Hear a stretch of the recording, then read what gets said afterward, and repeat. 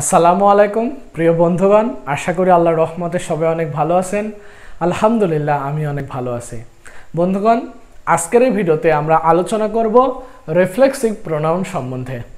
প্রোনাউনের যে ধারাবাহিক সিরিজ চলতেছে, আপনারা যারা প্রোনাউনের এর পূর্বের ভিডিওগুলো দেখেননি তারা প্রোনাউনের প্লেলিস্টে ঢুকে ভিডিওগুলো দেখে আসতে পারেন।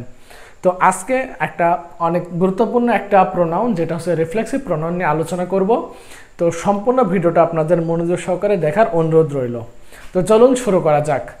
রিফ্লেক্সিভ প্রোনাউন, এই রিফ্লেক্সিভ প্রোনাউনগুলো কিন্তু আমরা প্রত্যেকেই কম বেশি চিনে থাকি। যেমন দেখুন, আমরা কিন্তু এগুলো দেখেছি যে himself, ourselves, one selves, তারপরে my selves, herself, itself, এগুলো জানি না বলুন তো? এগুলো কিন্তু আমরা কম বেশি সকলেই পরিচিত এর সাথে।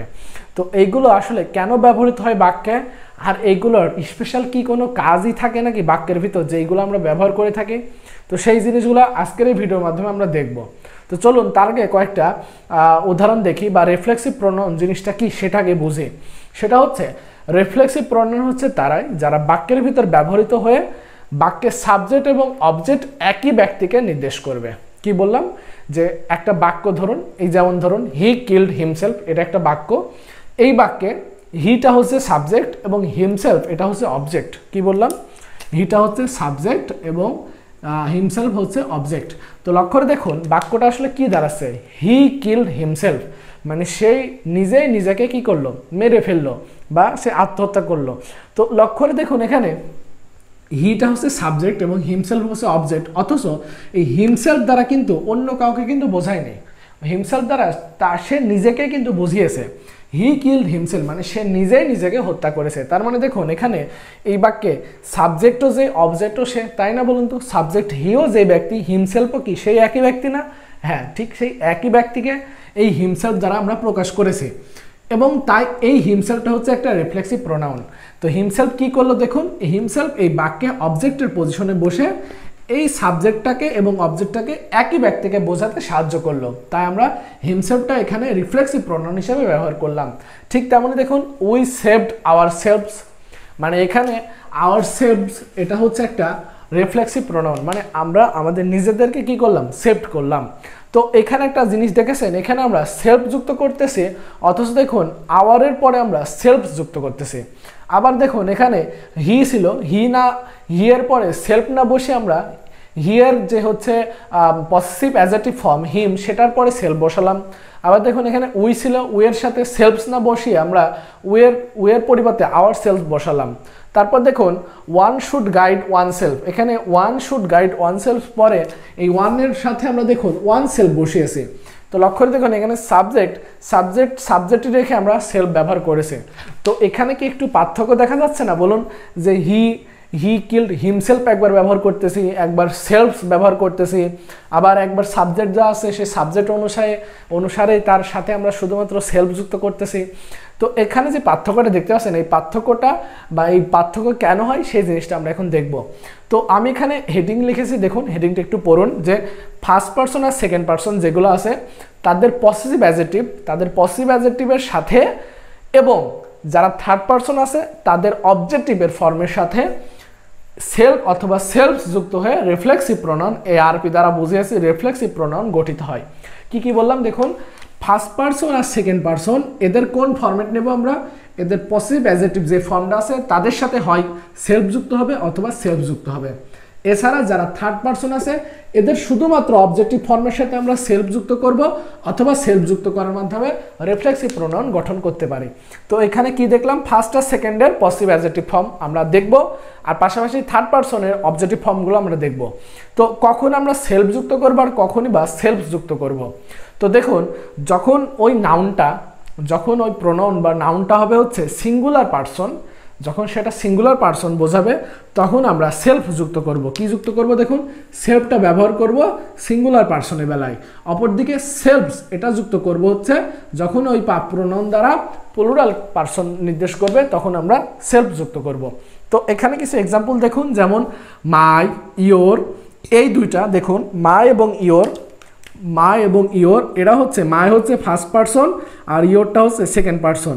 তো এখানে মায়ার এবং ইয়োর এই দুইটা হচ্ছে ফার্স্ট পারসনগুলার বা ফার্স্ট এবং সেকেন্ড পারসনগুলার পসিভ অ্যাডজেক্টিভ ফর্ম। কি ফর্ম দেখুন, মাই এবং ইয়োর হচ্ছে ফার্স্ট এবং সেকেন্ড পারসনের পসিভ অ্যাডজেক্টিভ ফর্ম।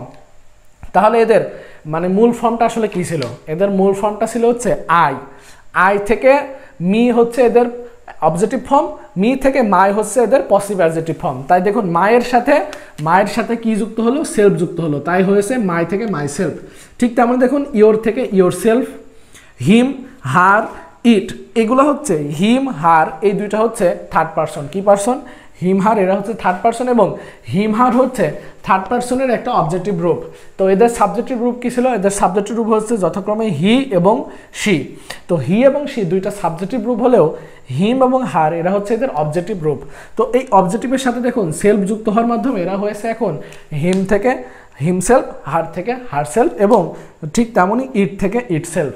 তো এখন দেখবো এরা তো ছিল হচ্ছে সিঙ্গুলার পারসন। তো এখন আমরা দেখবো হচ্ছে প্লুরাল পারসনগুলো কিভাবে রিফ্লেক্সিভ প্রোনাউনে পরিণত করা যায়। যেমন এখানে দেখুন আওয়ার মানে কি বোঝায়? আমাদের।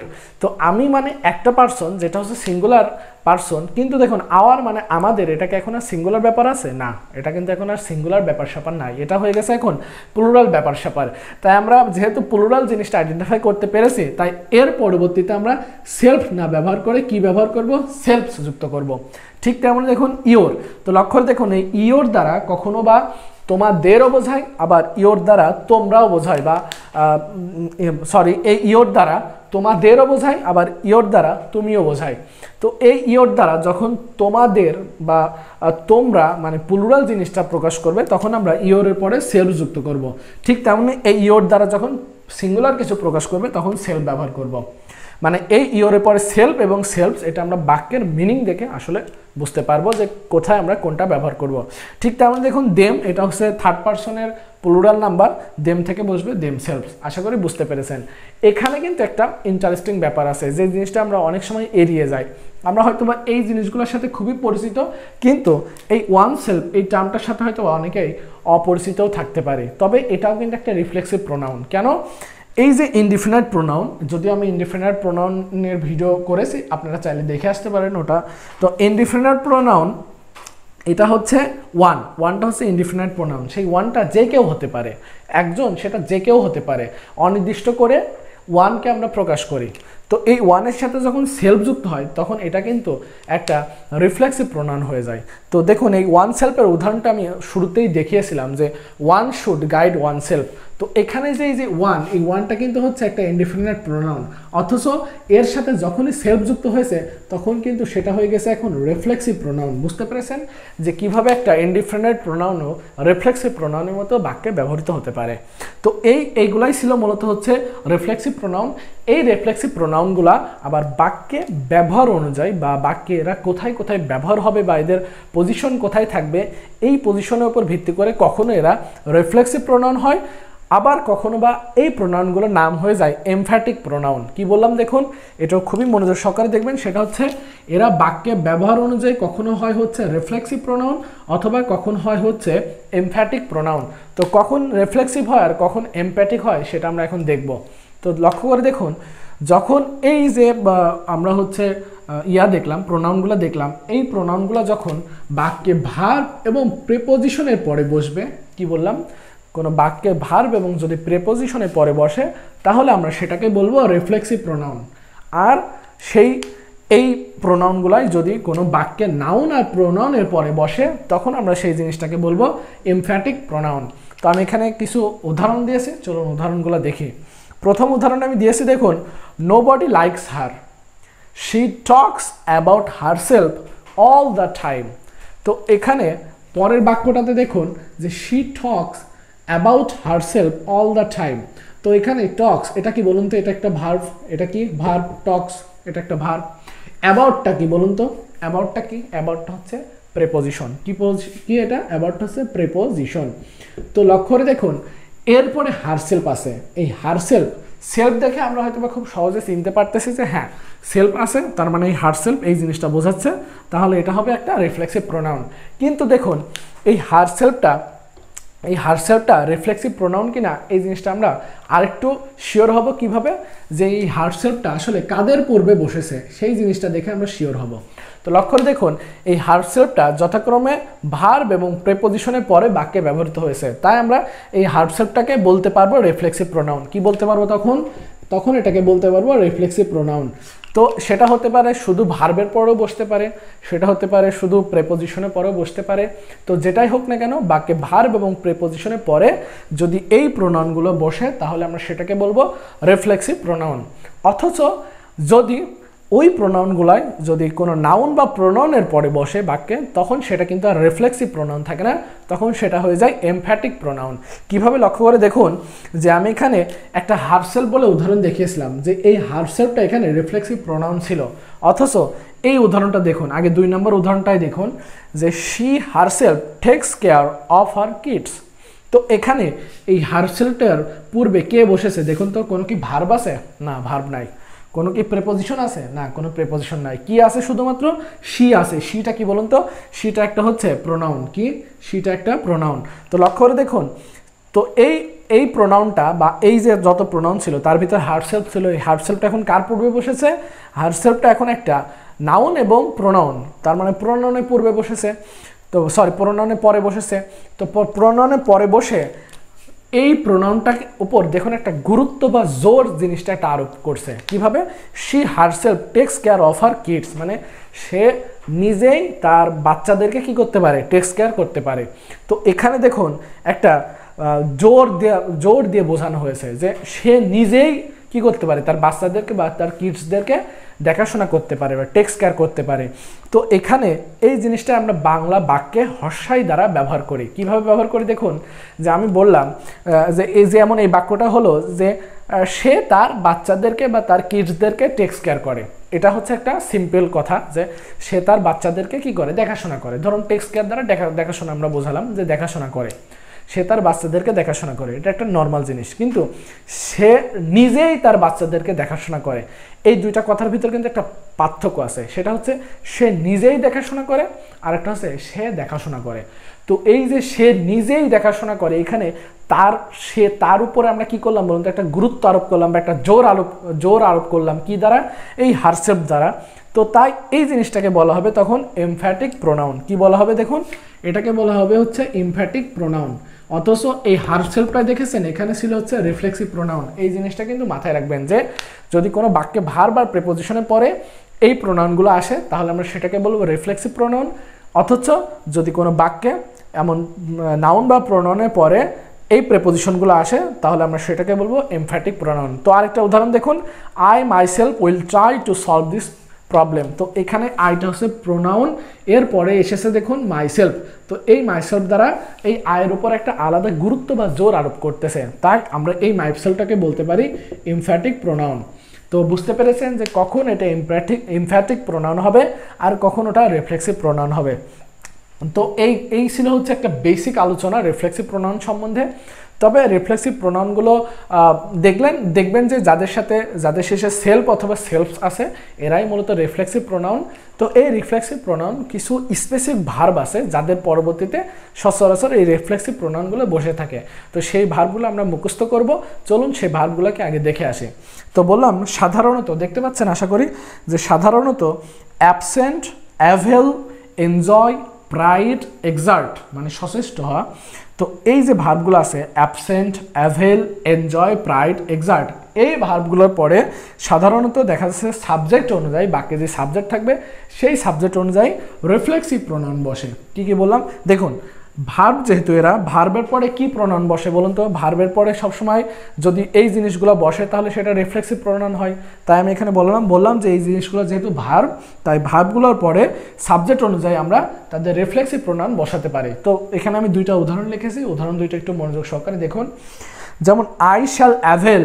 তো লক্ষ্য করে দেখুন আই শ্যাল অ্যাভেল, অ্যাভেলটা হচ্ছে এখানে ভার্ব। তো এই ভার্বের পরে কি বসেছে দেখুন তো? মাইসেলফ। কেন মাইসেলফ বসালাম? কারণ বাক্যের সাবজেক্ট হচ্ছে আয়ের হচ্ছে পসিভ অ্যাডজেক্টিভ ফর্ম হচ্ছে মাই, তাই মায়ের সাথে আমরা বসালাম সেলফ। হয়ে গেল কি? I shall avail myself of this opportunity. তো এখানে দেখুন এই অ্যাভেলটার পরে আমরা কি বসালাম, মাইসেলফ বসালাম, মানে আমি এই সুযোগটা বা এই সুযোগটাকে আমি সদ্ব্যবহার করব বা কাজে লাগাবো। তো তাই অ্যাভেলের পরে আমরা বসালাম কি, মাইসেলফ। তো এই অ্যাভেল একটা ভার্ব ছিল, এরপরে একটা রিফ্লেক্সিভ প্রোনাউন পেলাম। তারপর দেখুন he absented himself from the meetings. তো এখানে এই অ্যাবসেন্টেড হচ্ছে একটা কি বলুন তো, অ্যাবসেন্টেড হচ্ছে একটা ভার্ব, এবং দেখেছেন এখানে অ্যাবসেন্ট টার্মটা আছে। আবার দেখুন আমি অ্যাভেল টার্মটা দেখিয়েছিলাম একটা এক্সাম্পলের মাধ্যমে, আগে দেখলাম আমরা। তো ওই হি অ্যাবসেন্টেড, দেখুন অ্যাবসেন্টেড পরে দেখছেন হিমসেলফ বসেছে, এটা কি বলুন তো একটা রিফ্লেক্সিভ প্রোনাউন। তো he absented himself from the meeting, মানে সে নিজেকে মিটিং থেকে কি করলো, অ্যাবসেন্টেড করলো। তো এখানে হি এই সাবজেক্ট অনুযায়ী আমরা হিমসেলফ বসালাম। তো আমরা দেখতে পেলাম যে অ্যাবসেন্টেড, অ্যাভেল, এদের পরে কি বসতেছে বলুন তো, এদের পরে রিফ্লেক্সিভ প্রোনাউন বসতেছে। তো তাই এই যে পাঁচটা এই উদাহরণ আছে, এই পাঁচটা ভার্ব আছে, এই পাঁচটা ভার্ব আপনারা মুখস্থ করবেন। কি কি ভার্বগুলা, absent, avail, enjoy, pride, exert, এই পাঁচটা ভার্ব যদি মুখস্থ রাখতে পারেন, এরপরে সবসময় বা সাধারণত দেখা যাচ্ছে যে সবসময় বলবো না, সাধারণত কি বসবে বলুন তো, এদের পরে বাক্যের সাবজেক্ট অনুযায়ী রিফ্লেক্সিভ প্রোনাউন বসে। তো রিফ্লেক্সিভ প্রোনাউনে এই যতটুকু আলোচনা করলাম, যদি আলোচনাটা আপনারা মনোযোগ সহকারে দেখে থাকেন, তো আমি আশা করতেছি রিফ্লেক্সিভ প্রোনাউন থেকে আমাদের বিভিন্ন কম্পিটিটিভ এক্সামে যে যে প্রশ্নগুলো আসে, সেই প্রশ্নগুলো আপনারা অবশ্যই উত্তর করে আসতে পারবেন, এটা আমার বিশ্বাস।